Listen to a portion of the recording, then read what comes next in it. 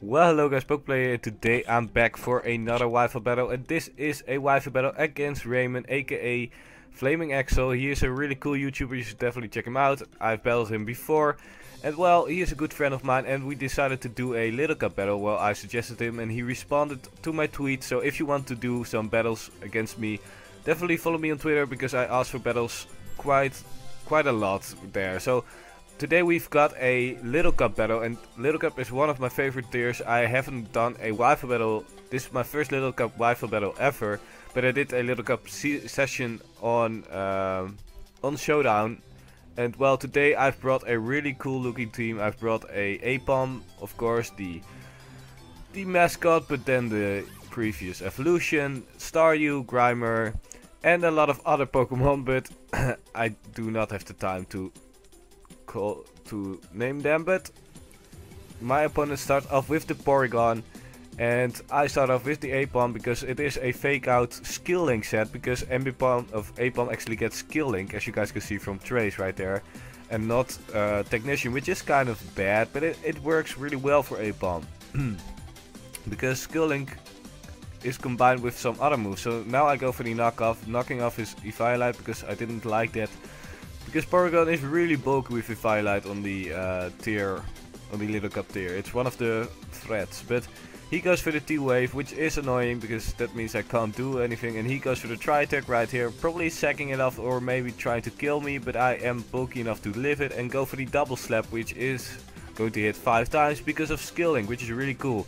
You could also run Fury Swipes, which does a little bit more damage, but is a little bit less accurate. It's more like a Stone Edge, but it works really well, which is really cool. It's a really cool set. I really like it.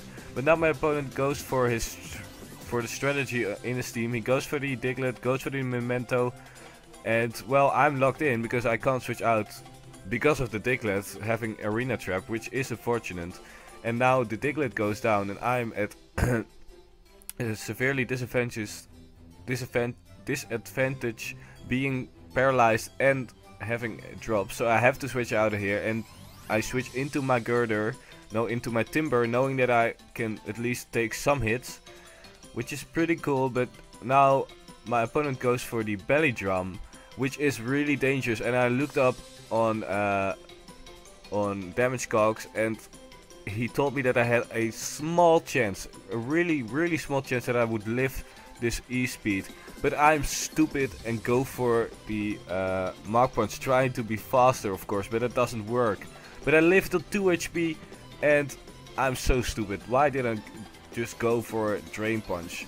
But either way, it doesn't really matter in the end, because if my Apom, as you guys are about to see, would get paralyzed on this turn, I would have lost the game, because my team is not built well. Maybe my defensively built Spritzy would have been able to, yeah, I think my defensive build Spritzy would have been able to take it, but luckily enough my Poke Junior is able to take him out with a fake out, did not get paralyzed, which is great. So now my opponent goes into this thing, the Surge Kit, and goes for the Signal Beam just to finish me off. Really cool to see a Surge Kit used, actually. I really like the Pokemon. The typing is really original. It's Water Bug, but unfortunately it loses its typing when it evolves, which is a downfall. But now I go into my Grimer because it's more specially defensive build, and I do have the Curse. It's the standard Mach set, but then with a Grimer, of course, and I go for the Curse, boosting my stats really nicely.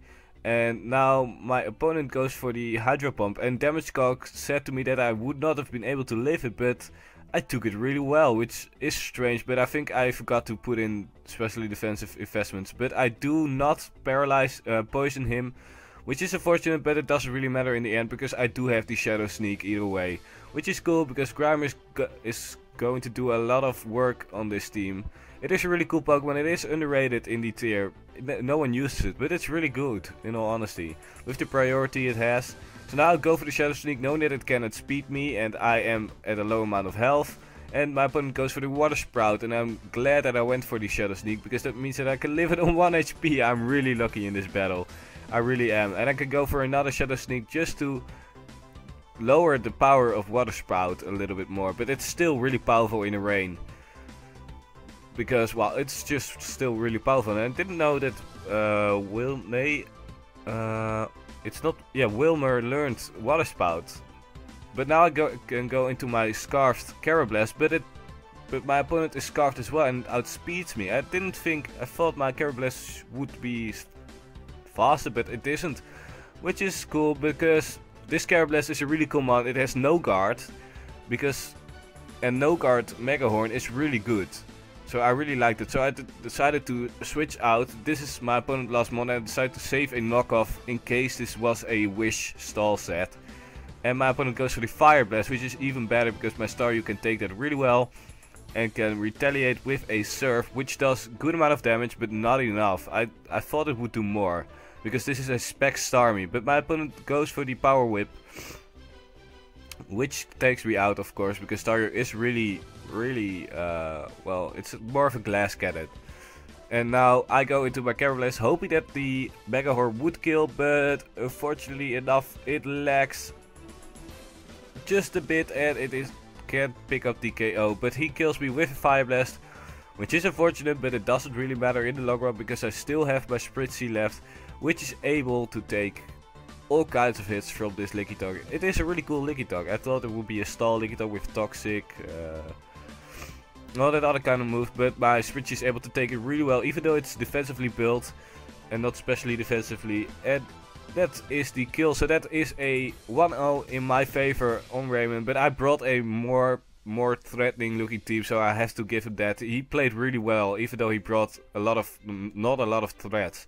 So I hope you guys enjoyed this video. If you want to see more Little Cup, leave a like, and then I'll see you guys in my next video. Later.